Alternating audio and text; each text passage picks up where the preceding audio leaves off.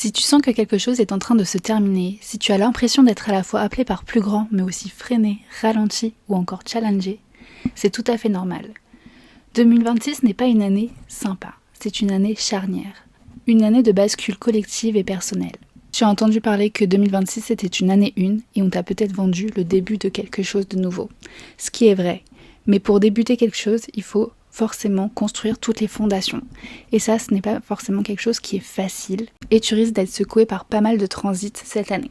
Et d'un point de vue astrologique, je trouve que 2026 est une année exceptionnelle parce qu'on a plein de grands changements de planètes, de signes, etc. Je vais t'expliquer tout ça dans ce podcast, mais avant, abonne-toi et laisse un petit like à ce podcast pour m'encourager à faire d'autres épisodes. Déjà, on commence l'année avec 2 planètes qui rétrogradent. On a Uranus et Jupiter, donc on n'est pas dans une énergie d'expansion. Là actuellement Jupiter est en Cancer, il va rester en Cancer jusqu'à fin juin et en rétrograde jusqu'au 11 mars. Après ça il va reprendre sa marche normale et donc avoir cette énergie d'expansion, mais d'ici là il est vraiment c'est plus une période de réajustement émotionnel vu que c'est le Cancer donc lié aux émotions. Et à côté on a Uranus qui est en Taureau. Donc là, il a fini de rétrograder à l'heure où j'enregistre ce podcast. Il a fini le 3 février. Et Uranus, c'est la planète du changement, un changement soudain. Donc lorsqu'il est en rétrograde, cette énergie est, comme j'ai dit, diminuée. On va plus être sur une remise en question, réévaluer un petit peu tout ce qui se passe. Et là, puisqu'il a repris sa marche directe, il va apporter certains changements. Uranus, ça fait un moment qu'il est en Taureau, donc normalement tu as peut-être déjà eu certains changements. Donc pour savoir les changements en question, sur quoi cette planète agit, il faut vraiment que tu regardes ton thème astral et que tu regardes où se situe le signe en question. Donc par exemple là, le Taureau, dans quelle maison se situe le Taureau? Et tu sauras un petit peu le domaine de ta vie qui est impacté par ce transit. Donc imaginons que tu as le Taureau en maison 4. La maison 4, ça représente tout ce qui est le foyer. Donc tu as peut-être eu déjà, sur ces 7 dernières années, des changements par rapport à ça. Donc évidemment, les déménagements, on peut en avoir souvent. Mais peut-être que tu as changé de ville. Enfin bref, tu as revu toute la structure de ton foyer. Et si tu as un peu lutté contre ça, ces changements, là, à partir de maintenant jusqu'à fin avril, tu vas avoir ces changements qui vont arriver quoi qu'il arrive dans ta vie. Si cette vie actuelle, si ton foyer actuellement ou autre chose, ça dépend où est le Taureau encore une fois dans ton thème astral, si ce que tu as actuellement n'est pas aligné avec toi, des changements soudains risquent d'arriver, donc ça secoue un petit peu quand même. Ensuite, avec ça, on a Neptune qui était en Poisson qui change de signe, donc ça c'est arrivé le 26 janvier.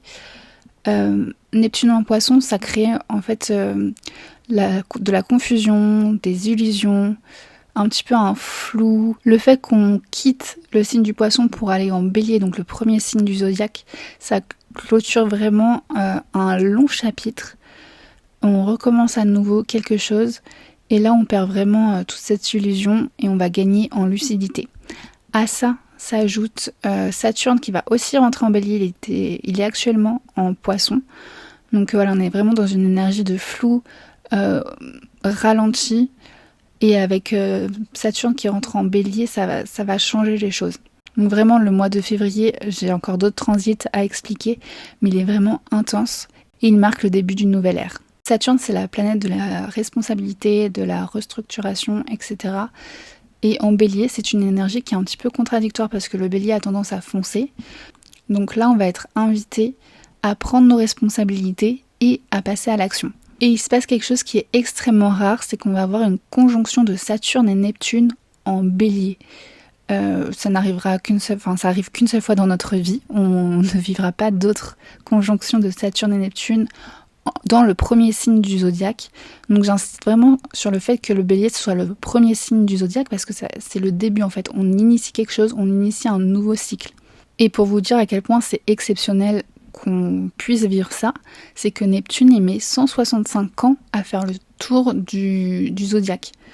Donc clairement personne, à part si vous êtes des vampires ou que vous avez trouvé ou qu'on a trouvé, je sais pas, l'antidote pour ne jamais mourir, on ne revivra jamais ça. Donc la conjonction exacte aura lieu le 20 février et c'est vraiment un moment charnière, ça va être vraiment le début d'un nouveau truc. En fait là tout ce qui était flou va s'écrouler.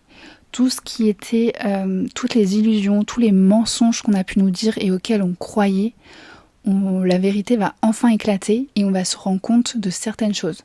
Donc ça, c'est vraiment un niveau collectif. Il va y avoir un switch, on va apprendre des choses. Je ne sais pas sur quoi, je ne suis pas médium ou je ne sais pas la réponse à cette question. On va le savoir d'ailleurs très bientôt, mais on va avoir des révélations qui vont changer en fait notre mode de fonctionnement, nos pensées. Et d'un point de vue personnel, vous pouvez regarder où se situe le bélier dans votre thème. Par exemple, moi, ça va être dans ma maison 10, donc la maison de la carrière, de la vocation, etc. Donc je vais avoir sans doute une révélation par rapport à ça. Bon, j'ai déjà une petite idée, je pense que je suis trop dans la procrastination et je pense avoir des déclics pour passer à l'action par rapport à ça. En tout cas, je l'espère. Et en fait, avec cette conjonction, tout ce qui était flou, comme j'ai dit, va s'écrouler. Mais ça ne s'écroule pas juste comme ça. Avec Saturne, on va reconstruire toutes les choses qui n'allaient pas pour se diriger vers quelque chose qui est aligné et qui fonctionne. Ensuite, en février, on a aussi une éclipse solaire en Verseau, à savoir qu'on a aussi Pluton qui est en Verseau. Donc on va avoir vraiment une transformation au niveau collectif. Le Verseau correspond au collectif. Encore une fois, je vais tout le temps le répéter, mais regardez où se situe le signe dans votre thème. Je peux pas faire pour tout le monde parce que sinon ce podcast serait super long. Mais si tu veux savoir comment impactent tes transits, tu peux encore réserver une prévision astrologique de ton année 2026. Tu vas recevoir en fait un PDF où je t'explique tous les transits, donc tous les transits des planètes lentes, donc celles que je suis en train de citer, mais aussi des planètes plus rapides que je ne vais pas forcément citer dans cet épisode parce que sinon ça serait encore une fois trop long. Mais dans les planètes rapides, on a Mercure, Mars, Vénus. Et cette éclipse marque un nouveau départ, encore une fois, mais cette fois-ci pour nous diriger vers le collectif. En fait, cette année, il va se passer beaucoup de choses collectivement. Parce qu'il y a beaucoup de planètes en Verseau. Et on va nous inviter en fait à quitter l'énergie du lion, donc toute cette énergie individuelle, de réussir, de montrer qu'on réussit, d'être visible, etc. juste à un niveau personnel pour agir au niveau collectif. Ensuite en mars, donc plus à partir de mi-mars, on va être tranquille, il y aura eu une rétrograde de Mercure qui sera passée et ça sera aussi la fin de la rétrograde du Cancer, donc on va vraiment bénéficier de l'énergie d'expansion de Jupiter. Donc, selon vos placements, certaines choses vont être amplifiées, positivement comme aussi négativement, il faut le préciser quand même, si vous êtes dans un excès négatif, en fait Jupiter amplifie. Donc si vous êtes dans une énergie positive, Jupiter va amplifier cette énergie positive, mais si vous êtes dans une énergie très négative, ça va être la même chose. Donc voilà, juste une petite parenthèse pour pas qu'on se trompe sur l'énergie de Jupiter. Et tu vas pouvoir aussi intégrer toute l'introspection que tu as pu avoir pendant cette rétrograde pour consolider et réparer un petit peu tout ce qui se passe émotionnellement chez toi. Et ça va être important que tu guérisses bien émotionnellement, que tu sois bien en phase avec tes émotions et ta sécurité intérieure, parce que juste après, Jupiter va passer en Lion, donc ça sera début juillet.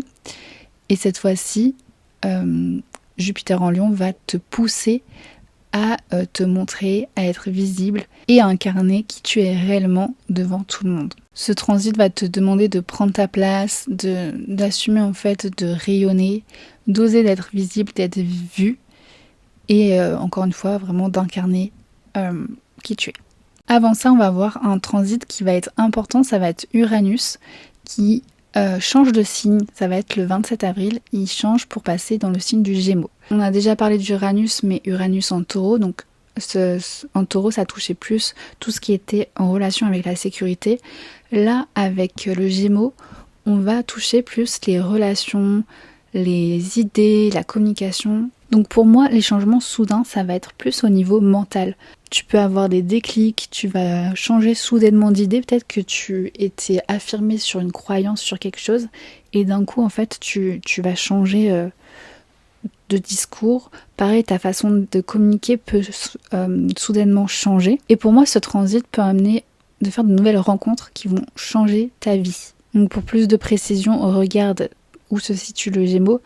C'est sûr, si le Gémeaux se situe dans ta maison 7, donc la maison des relations partenariats, là, oui, en effet, ça va être une personne qui va rentrer dans ta vie.